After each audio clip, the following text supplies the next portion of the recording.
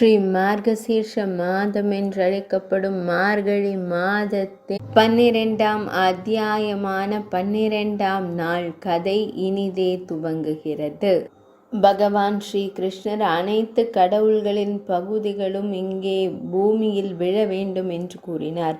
பிராமணரே, அவர்கள் இளவரசர்களாகி போரில் எனக்கு உதவுவார்கள். 16,000 இளவரசிகள் தேவி கமலையின் கலையிலிருந்து தோன்றுவார்கள். அவர்கள் அனைவரும் என் ராணிகளாக அரசிகளாக மாறுவார்கள். அவர்கள் தர்மகேதுவின் ஒரு பகுதியாக பாண்டுவின் மகன் பாண்டு மகாராஜா மைந்தனான தர்ம தேவனான யுதிஷ்டிரனின் ஒரு பகுதியாக பாண்டுவின் மகன் யுதிஷ்டிரனாக இருப்பார்கள். பீமனின் மகன் வாயுவின் ஒரு பகுதியாக தோன்றுவார். அர்ஜுனன் தேவேந்திரன் நகுலின் ஒரு பகுதியாக தோன்றுவார். அஸ்வினி குமாரர்களில் ஒரு பகுதியாக தோன்றுவார். சோரியின் ஒரு பகுதியாக துணிச்சலான கர்ணனும் உண்மையான யமராஜர் விதுரரும், கலியின் ஒரு பகுதியாக துரியோதனனும், கடலின் ஒரு பகுதியாக சாந்தனு மன்னனும் இருப்பார்கள். சங்கரரின் பாகம் அஸ்வத்தாமனாகவும் அக்னி தேவரின் பாகம் துரோணராகவும் இருக்கும். சந்திரனின் பாகம் அபிமன்யுவின் வடிவில் தோன்றும். வசுதேவர் தானே பீஷ்மராகவும் இருப்பார். கஷ்யபரின் பாகத்திலிருந்து வாசுதேவரும் அதிதி தேவியின் பாகத்திலிருந்து தேவகியும் இருப்பார்கள். வசுவின் பாகத்திலிருந்து நந்தகோபர் பிறப்பார். வாசுவின் பாகத்திலிருந்து வாசுவின் மனைவியான அன்னை யசோதை பிறப்பார். யாக குழியிலிருந்தும் அக்னியின் பாகத்திலிருந்தும் மகாபலியான திருஷ்டத்யும்னன் பிறப்பான். சதரூபரின் பாகத்திலிருந்து தேவகியின் கருப்பையிலிருந்தும் சுபத்ரை பிறப்பார். சுமை சுமப்பவர்களாகிய தேவர்கள் தங்கள் பாகங்களுடன் பூமியில் விழுவார்கள். அதேபோல் தேவர்களின் இலைகளும் தங்கள் கலையுடன் பூமியை அடைவார்கள். இதை கூறி பகவான் ஸ்ரீகிருஷ்ணர் அமைதியாகிவிட்டார். முழு கதையையும் கேட்டு பிரஜாபதியான பிரம்மதேவர் தனது இடத்தில் அமர்ந்தார். தேவரிஷி பகவான் ஸ்ரீ கிருஷ்ணரின் இடது புறத்தில் பாக்தேவி சரஸ்வதி இருந்தால், வலது புறத்தில் லக்ஷ்மி தேவி இருந்தார். மற்ற எல்லா கடவுள்களும் பார்வதி தேவியான அன்னையும் முன்னால் இருந்தனர். கோப்பர்களும் கோபியர்களும் அவர்களுக்கு முன்னால் அமர்ந்திருந்தனர். தேவி ஸ்ரீ ராதை மற்றும் பகவான் ஷாம் சுந்தர் அவர் மார்பில் அமர்ந்திருந்தாள். அந்த நேரத்தில் பிரஜேஸ்வரியான தேவி ராதை கூறினாள். ஆன்மாவிடம் அவள் பேசினாள். தேவி ராதை கூறினாள், நாதரே, நான் ஒன்று கூற விரும்புகிறேன். பகவானே, தயவு செய்து இந்த பணிப்பெண்ணின் வார்த்தைகளை கேளுங்கள். என் ஆன்மா தொடர்ந்து கவலையால் எரிகிறது. என் மனம் அமைதியற்றதாகி வருகிறது. தம்மை காணும் போது என்னால் என் விழிகளை மூடவோ அல்லது ஒரு கணம் கூட இமைக்கவோ இயலவில்லை. தாம் என் ஆன்மா ஆவீர்கள்.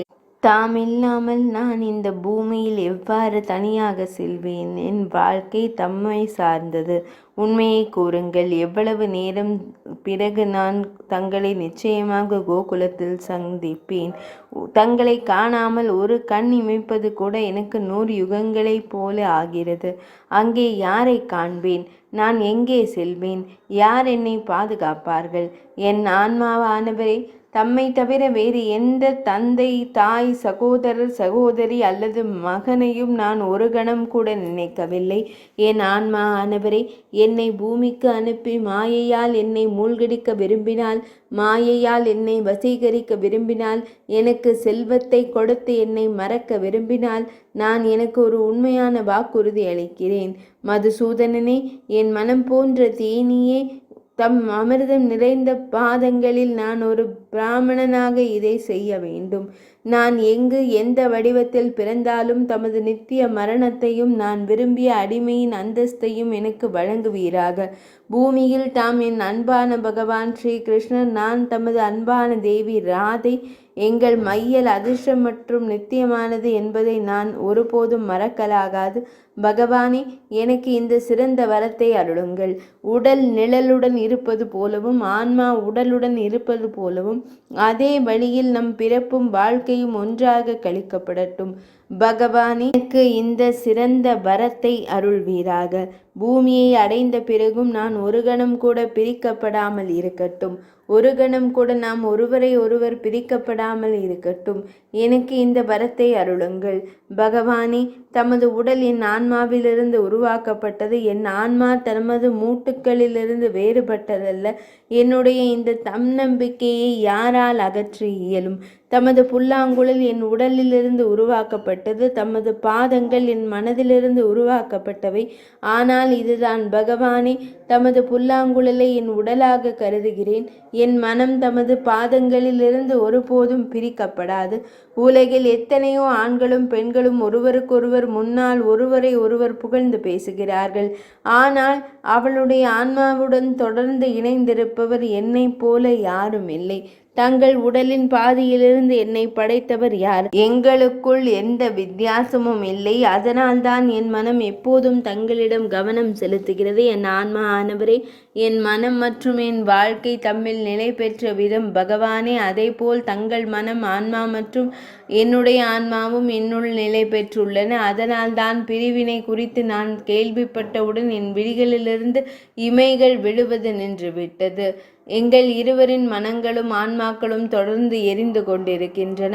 பகவான் ஸ்ரீ கிருஷ்ணர் கூறத் தொடங்கினார். தேவி, துக்கத்தை அளிக்கும், துக்கத்தை நீக்கும் யோகமே சிறந்த ஆன்மீக யோகம். அதனால்தான் நான் அதை குறித்து தங்களுக்கு கூறுகிறேன். கேளுங்கள். இந்த யோகம் யோகீந்திரர்களுக்கு மிகவும் அரிதானது. அழகான பெண்ணே, முழு பிரபஞ்சமும் இரண்டாக பிரிக்கப்பட்டுள்ளது.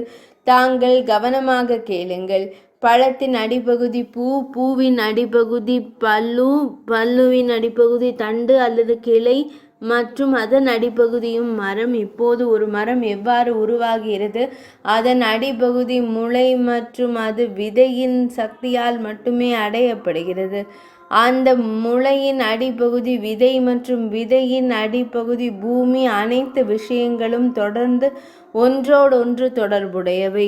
அவை ஒன்றோடு ஒன்று அடங்கியுள்ளன. எனவே பூமியின் அடிப்பகுதி சேஷநாகம், சேஷநாகத்தின் மீதிருந்து வருகிறது. சேஷநாகம் என்ற அடிப்பகுதியும் ஒரு ஆமை உள்ளது. ஆமையின் ஆதரவு காற்று, நான் காற்றின் ஆதரவு, என் ஆதரவு வடிவம் கேஷ்டவான், நான் எதையும் செய்ய வல்லவன். உடல் இல்லாமல் ஆன்மா எங்கே? ஆன்மா இல்லாமல் உடல் எங்கே? தேவி, உடலும் ஆன்மாவும் இரண்டும் மேலோங்கி நிற்கின்றன. இரண்டும் இல்லாமல் உலகம் எவ்வாறு செயல்படும்? தேவி ராதையே, நம் இருவருக்கும் எந்த வித்தியாசமும் இல்லை. ஆன்மா இருக்கும் இடத்தில் உடல் இருக்கிறது. அவை இரண்டும் ஒன்றோடொன்று இணைக்கப்படவில்லை. பாலில் மென்மை, நெருப்பில் தயிர் சக்தி, பூமியில் மண் மற்றும் தண்ணீரில் குளிர்ச்சி இருப்பது போல நான் தம்மில் இருக்கிறேன். இங்கே பகவான் ஸ்ரீ கிருஷ்ணர் தேவி ராதையிடம் பிரிவதற்கு முன் நாம் இருவரும் ஒருவருக்கொருவர் வேறுபட்டவர்கள் அல்ல என்று விளக்குகிறார். நான் இல்லாமல் ராதையே நீ ஒரு மனிதரே இல்லை. நீ இல்லாமல் நான் பாதி இருளில் இருக்கிறேன் என்று அவர் கூறினார். அழகான பெண்ணே, நீ இல்லாமல் நான் உலகை படைக்க இயலாது. இது ஒரு குறிப்பிட்ட விஷயம். ஒரு இளவரசன் களிமண் இல்லாமல் ஒரு பானையை உருவாக்க இயலாது. அதேபோல் ஒரு பொற்கொல்லன் தங்கம் இல்லாமல் வாசனை திரவியம் செய்ய இயலாது. ஆன்மாவே நித்தியமானது போல தாம் இயற்கையின் உருவகமாவீர். தாம் நித்தியமானவன். எல்லா சக்திகளும் தம்மில் சேமிக்கப்பட்டுள்ளன. தாம் அனைத்திற்கும் அடித்தளம் மற்றும் நித்தியமானவன். அன்னை லக்ஷ்மி தேவியே, சரஸ்வதி தேவி, பார்வதி தேவி, பிரம்மதேவர், சிவனார், சேஷநாகம் மற்றும் தர்மம், இவை அனைத்தும் என் வாழ்க்கையை போன்றவை. ஆனால் தாம் என் வாழ்க்கையை விட எனக்கு மிகவும் பிரியமானவள். தேவி ராதையே, இந்த தெய்வங்கள் மற்றும் தெய்வங்களின் அனைத்தும் எனக்கு நெருக்கமானவை. ஆனால் தாம் இவற்றை விட எனக்கு மிகவும் நெருக்கமான தேவியாவீர். இல்லையென்றால் தாம் எப்படி என் மார்பில் இருந்திருக்க முடியும்? சுஷீலே ராதே, இப்போது கண்ணீர் சிந்துவதை நிறுத்துவாய். இந்த தூய பிரம்மதேவரையும் கைவிட்டு உனது சந்தேகங்களை விட்டுவிட்டு பயமின்றி விஷபானு தேவரின் இல்லத்திற்கு வருவாய்.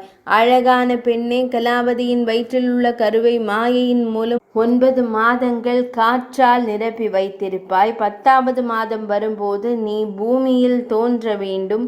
உனது தெய்வீக உருவத்தை கைவிட்டு ஒரு குழந்தையின் வடிவத்தை எடுத்து காற்று கருப்பையிலிருந்து வெளியே வரும் நேரம் வரும்போது, பின்னர் நிர்வாண குழந்தையின் வடிவத்தில் கலாவதி அருகே தலையில் விழும்போது நீ நிச்சயமாக அழத் தொடங்குவாய். நான் தரையில் படுத்தவுடன் தந்தை என்னை கோகுலத்திற்கு அழைத்துச் செல்வார். உண்மையில் கம்சனின் பயத்தை சாக்காக கொண்டு நான் உனக்காக மட்டுமே கோகுலத்திற்கு செல்வேன். கல்யாணி, நீ என்னையும் நந்தன கோபரையும் யசோதை அன்னையையும் ஆலயத்தில் ஒவ்வொரு நாளும் மகிழ்ச்சியுடன் காண்பாய். தமது முழு மனதுடன் உன்னை அரவணைத்துக் கொள்வாய். தேவி ராதையே, என் ஆசீர்வாதத்தால் நீ அவ்வப்போது என்னை நினைவில் கொள்வாய். நான் தம்முடன் பிருந்தாவனத்தில் தினமும் சுதந்திரமாக சுற்றி திரிவேன். தேவி சுசீலை மற்றும் உன் மற்ற 33 தோழிகளுடனும் ஏராளமான கோபியர்களுடனும் ஏராளமான கோபிகை பெண்களுடனும் நீ கோகுலத்திற்கு வருவாய். உன் அமிர்தம் போன்ற மற்றும் வரையறுக்கப்பட்ட வார்த்தைகளால் எண்ணற்ற கோபியர்களை சமாதானம் செய்து உறுதியளிப்பதன் மூலம் அவர்களுடன் கோலோகத்தில் தங்க வேண்டும். தாம் கோகுலத்திற்கு செல்ல வேண்டும். தேவி ராதையே, இந்த எண்ணற்ற கோபியர்களை இங்கேயே குடியேறச் செய்த பின்னர் நானும் வசுதேவரின் இல்லத்திற்கு திரும்புவேன். நான் இந்த இடத்திற்கு மதுராபுரிக்கு வடமதுரைக்கு செல்வேன். என் அன்புடன் ஏராளமான கோபர்கள் பிரஜத்திற்கு சென்று என்னுடன் கரிதா செய்து கோபியர்களின் இல்லத்திற்கு பிறக்கச் சென்றனர். இதை கூறி பகவான் ஸ்ரீகிருஷ்ணர் அமைதியாகிவிட்டார். கடவுள்கள், தெய்வங்கள், கோபியர்கள் மற்றும் கோபிகைகள் அங்கேயே தங்கினர். பிரம்மதேவர், சிவபெருமான், தர்மபுத்திரர், சேஷநாகர், பார்வதி தேவி, லக்ஷ்மி தேவி மற்றும் சரஸ்வதி தேவி ஆகியோர் மிகுந்த மகிழ்ச்சியுடன் பகவான் ஸ்ரீ கிருஷ்ணரை புகழ்ந்தனர். அந்த நேரத்தில் பிரிவின் காய்ச்சலால் கலங்கி அன்பில் மூழ்கிய கோபியர்களும் அங்கேயும் பக்தியுடன் பகவான் ஸ்ரீ கிருஷ்ணரை புகழ்ந்து அவரது பாதங்களில் பணிந்து வணங்கினர். பிரிவின் காய்ச்சலால் துதிக்கப்பட்ட இதயம் நிறைந்த தேவி ராதை தனது உயிரை விட தனக்கு பிரியமான பகவான் ஸ்ரீ கிருஷ்ணரையும் பக்தியுடன் துதித்தார். அந்த நேரத்தில் தேவி ஸ்ரீ ராதையின் விழிகளில் விழிநீர் நிறைந்தது. அவள் மிகவும் ஏழ்மையாகவும் பயத்தால் கவலை கொண்டவளாகவும் இருந்தாள். அவளை இந்த நிலையில் கண்ட பகவான் ஸ்ரீஹரியே அவளுக்கு ஆறுதல் கூற இந்த உண்மையான விஷயத்தை கூறினார். பகவான் ஸ்ரீஹரி, அதாவது ஸ்ரீகிருஷ்ணர், பெரிய வாழ்க்கையின் தெய்வம் என்று அவர் கூறினார். வாழ்வானதின் பெரிய தெய்வம், இப்போது நிலையாக இருப்பாய். உன் பயத்தை விட்டுவிடு. நான் உன்னை போலவே இருக்கிறேன். நான் இந்த இருக்கும் வரை தாம் எப்போதும் கவலை கொள்வாய். நான் தம்மை போலவே இருக்கிறேன். தாம் இருக்கும் வரை நீ ஏன் கவலை கொள்கிறாய்? ஸ்ரீராமரின் சாபத்தில் உண்மைக்காக நீ சிறிது காலம் என்னிடமிருந்து பிரிந்து இருப்பாய். சிறிது காலம் மட்டுமே நீ என்னிடமிருந்து விலகி இருப்பாய். பிறகு நான் வடமதுரைக்கு வருவேன். அங்கே நீ பூமியின் சுமை தாங்க வேண்டும். உன் பெற்றோரை அடிமைத்தனத்திலிருந்து விடுவிக்க வேண்டும். தோட்டக்காரனையும் தையல்காரனையும் கூன் முதுகையும் மீட்க வேண்டும். காளையவனனை கொன்று முச்சுகுந்தனுக்கு முக்தி அளிக்க வேண்டும். துவாரகையை கட்டுதல், ராஜசூய யாகம், 16 தரிசனம், 110 கணேஸ்வரரின் வரங்களை வெட்டுதல், பாரிஜாதத்தை கடத்துதல், பிற சடங்குகளை செய்தல், பிரபாச தீர்த்தத்திற்கு யாத்திரை செல்வது, அங்குள்ள முனிவர்களின் குழுவை சந்திப்பது, பிரஜத்தின் பாண்டு மக்களுடன் இணைந்து பேசுவது, தந்தையின் யாகம் செய்து லம்போலாவில் மீண்டும் உங்களை சந்திப்பது, கோபியர்களை சந்திப்பது போன்ற அனைத்து பணிகளையும் நான் மட்டுமே செய்ய வேண்டும். பின்னர் ஆன்மீக அறிவின் போதனைகளை உங்களுக்கு வழங்கிய பின்னர் தினமும் உங்களை சந்திக்கும் அதிர்ஷ்டத்தையும் நான் உங்களுக்கு தருவேன். இதன் பிறகு நீங்கள் இரவும் பகலும் என்னுடன் ஐக்கியமாக இருப்பீர்கள். ஒரு கணம் கூட பிரிவு இருக்காது. இது மட்டுமல்ல, அங்கிருந்து நான் தங்களுடன் புனே பாலத்திற்கு வருவேன். அங்கு பிராணவல்லபை தேவி ராதையின் பிரிவின் போது கூட நான் எப்போதும் என் கனவுகளில் உங்களை சந்திப்பேன். உங்களை பிரிந்து துவாரகைக்கு சென்ற பின்னர் மேற்கொண்ட பணிகள் நானும் என் நாராயண பகுதியும் நிறைவேற்றும். பின்னர் நான் உங்களுடன் வடமதுரையில் பிருந்தாவனத்தில் வசிப்பேன். பின்னர் பெற்றோர்களுடன் தங்களை தினமும் சந்திக்கும் அதிர்ஷ்டத்தையும் நான் தங்களுக்கு தருவேன். பிராண வல்லபையான தாம் எனக்கு எப்போதும் என்னுடனேயே என் விழிகளில் என் கனவுகளில் நான் தங்களை சந்திப்பேன். தங்களுடன் விருந்தாவனத்தில் வசிப்பேன். பின்னர் பெற்றோர்கள் மற்றும் பூமியிலுள்ள கோபியரின் துன்பங்கள் முற்றிலும் நீங்கும். சுமையை இறக்கி வைத்த பின்னர் நான் தங்களுடன் பசுக்கள் மற்றும் பசு மேய்ப்பவர்களுடன் கோலோகத்திற்கு திரும்புவேன். நித்தியமான பரம நாராயணரான தேவி ஸ்ரீ ராதை லக்ஷ்மி மற்றும் சரஸ்வதியுடன் வைகுந்த லோகத்தை அடைவார். தர்மத்தின் வசிப்பிடமும் எனது பாகங்களும் வெள்ளை தீவில் இருக்கும். தெய்வங்கள் மற்றும் தெய்வங்களின் பாகங்களும் அக்ஷதாமத்தை அடையும். பின்னர் நான் தங்களுடன் இந்த கோலோகத்தில் வசிப்பேன். இந்த வழியில் எதிர்காலத்தில் நடக்கவிருக்கும் அனைத்து நல்ல மற்றும் அபசகுன நிகழ்வுகளையும் நான் விவரித்துள்ளேன். நான் முடிவு செய்ததை யாரால் தடுக்க இயலும்? பிறகு பகவான் ஸ்ரீ கிருஷ்ணர் தேவர்களுக்கும் தெய்வங்களுக்கும் சில வார்த்தைகளை கூறினார். தெய்வங்களே, இப்போது நீங்கள் அனைவரும் எதிர்கால பணிகளை நிறைவேற்றுவதற்காக உங்கள் சொந்த இடங்களுக்கு செல்லுங்கள். தேவி பார்வதி, நீங்கள் உங்கள் 2 மகன்களுடன் உங்கள் சுவாமியுடன் கைலாச மலையை நோக்கி செல்லுங்கள். நான் உங்களுக்கு ஒதுக்கிய அனைத்து பணிகளையும் சரியான நேரத்தில் முடிக்கப்படட்டும். பிரஜேஸ்வரியான தேவி ராதே, கணேசரை தவிர பெரிய மற்றும் சிறிய அனைத்து கடவுள்களும் தெய்வங்களும் கலை மூலம் பூமியில் இறங்குவார்கள். பின்னர் லக்ஷ்மி தேவி, அன்னை சரஸ்வதி மற்றும் தேவி ஸ்ரீ ராதை உள்பட புருஷோத்தமரான பகவான் ஸ்ரீஹரிக்கு பக்தியுடன் வணங்கிய பின்னர் அனைத்து கடவுள்களும் மகிழ்ச்சியுடன் தங்கள் சொந்த இடங்களுக்கு சென்றனர். பகவான் ஸ்ரீஹரி தான் ஏற்பாடு செய்ய வேண்டிய பணியை வெற்றிகரமாக செய்வதற்காக மிகுந்த ஆர்வத்துடன் பூமியை அடைந்தார். ஏனெனில் சுவாமி கூறிய இடம் தெய்வங்களுக்கு கூட ஏற்றது. பகவான் ஸ்ரீ கிருஷ்ணர் தேவி ராதையிடம், அன்பான பெண்ணே, தாமும் ஏற்கனவே தீர்மானிக்கப்பட்ட கோப்பர்கள் மற்றும் கோபியர்களின் சமூகமும் இப்போது ரிஷபானு தேவரின் இல்லத்திற்கு வாருங்கள். நானும் அவ்வாறே செய்வேன். நான் மதுராபுரியில் உள்ள வசுதேவரின் இல்லத்திற்கு செல்வேன். பின்னர் கம்சனின் பயத்திற்கு சாக்குப்போக்கு கூறி நீங்கள் கோகுலத்தில் தங்கத் தொடங்கினீர்கள். பின்னர் சிறிது நேரம் நின்ற பிறகு சில நேரங்களில் நீங்கள் செல்வீர்கள். பின்னர் மீண்டும் மீண்டும் சென்று திரும்புவீர்கள். அவள் திரும்பியவுடன் அவள் மீண்டும் பகவான் ஸ்ரீ கிருஷ்ணரின் வதனத்தை காண தொடங்குவாள். சரி, ராதை இலையுதிர்கால முழு நிலவின் சந்திரனின் பிரகாசத்தால் நிறைந்த இறைவனின் திருமுகத்தின் அழகையும் இனிப்பையும் இனிமையையும் தனது சகோர கண்களால் சகோர பக்ஷியின் விழிகளால் பழகுவாள். பின்னர் பல முறை இறைவனுக்கு பரிக்கிரமம் செய்து, அதாவது வலம் வந்து பல முறை பகவானை வணங்கிய பின்னர் அவள் மீண்டும் பகவான் ஸ்ரீஹரியின் முன் நிற்பாள். இதற்கிடையில் கோடிக்கணக்கான கோப்பர்கள் மற்றும் கோபியர்கள் அங்கு வந்தனர். தேவி ஸ்ரீ ராதை மீண்டும் அவர்களுடன் இணைந்து பகவான் ஸ்ரீ கிருஷ்ணரை வணங்கினார். அதன் பின்னர் அழகிய ராதை 33 சகி ஸ்வரூப கோப பெண்கள் மற்றும் கோப குழுக்களுடன் பகவான் ஸ்ரீஹரிக்கு, அதாவது ஸ்ரீ கிருஷ்ணரை வணங்கிய பின்னர் பூமிக்கு புறப்பட்டார். அவர்கள் அனைவரும் பகவான் ஸ்ரீஹரி கூறிய இடத்திற்கு சென்றனர். நந்த கோகுலம். பின்னர் தேவி ஸ்ரீ ராதை ரிஷபானுவின் இல்லத்திற்கு சென்றார். கோபியர்கள் மற்றும் கோப்பர்களின் இல்லங்களுக்கு சென்றனர். பகவான் தேவி ஸ்ரீ ராதையுடன் கோஷகர்கள் மற்றும் கோசாலை சேவகர்களுடன் பூமிக்கு சென்றபோது பகவான் ஸ்ரீஹரியும் அங்கு செல்ல ஆர்வமாக இருந்தார். கம்சன் தேவகி மற்றும் வசுதேவரின் அனைத்து மகன்களையும் உடனடியாக கொன்றார்.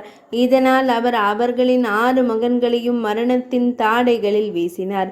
அன்னை தேவகியின் ஒரே அவளுடைய மூக்கின் ஒரு பகுதி, அதை யோகமாயா தேவி வெளியே இழுத்து கோகுலத்தில் வாழ்ந்த அன்னை ரோஹிணி தேவியின் வயிற்றில் வைத்தார்.